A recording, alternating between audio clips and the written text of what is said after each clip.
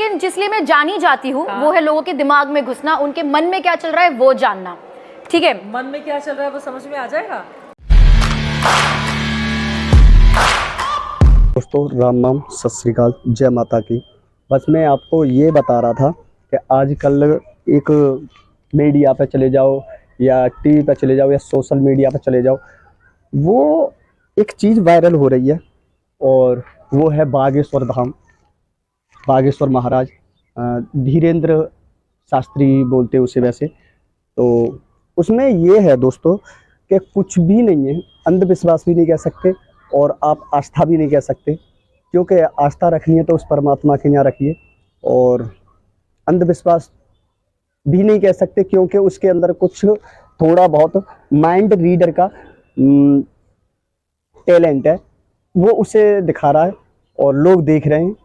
बस mind reader का खेल ऐसा है जैसे सुहानी शाह है, वो भी अपना माइंड रीडर दिखाती है, मगर वो तो साफ बोलती है कि लेकिन जिस लिए मैं जानी जाती हूँ वो है लोगों के दिमाग में घुसना, उनके मन में क्या चल रहा है वो जानना।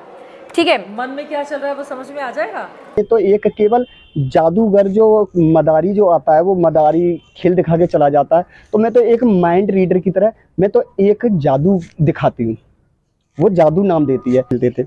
वही माइंड है जो 15 साल की अवस्था से नीचे पाया जाता है, वो कुछ फोकस कर लेते हैं उस माइंड पर, जो माइंड रीडर कहते हैं, जो साइकोलॉजी है और जो साइंस है, वो उन चीज़ों पे कुछ लोग फोकस हो जाते हैं और कुछ लोग नकार देते हैं उस चीज़ को।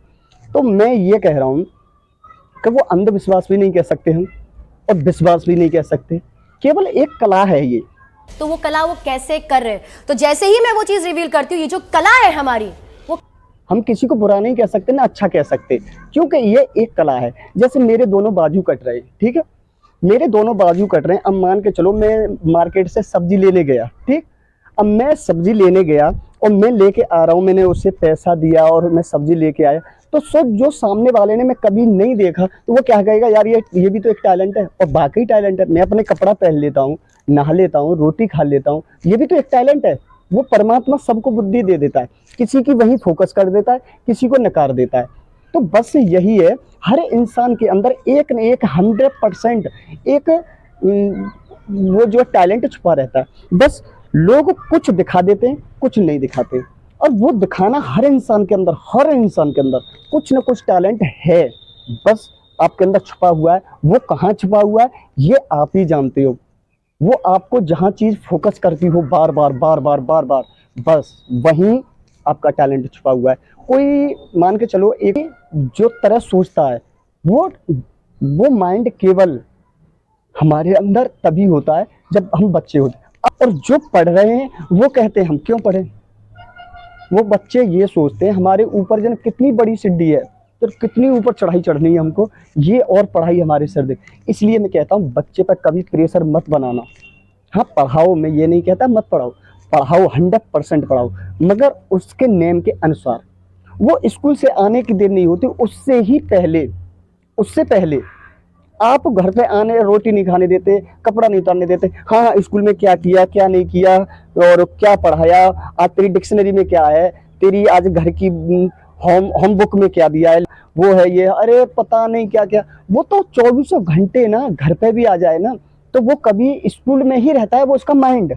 ऐसा मत करो भाई, क्योंकि हमें अपने बच्चे का भविष्य बनाना है, तो उसके दिमाग से मत खेलना बंद कर दो।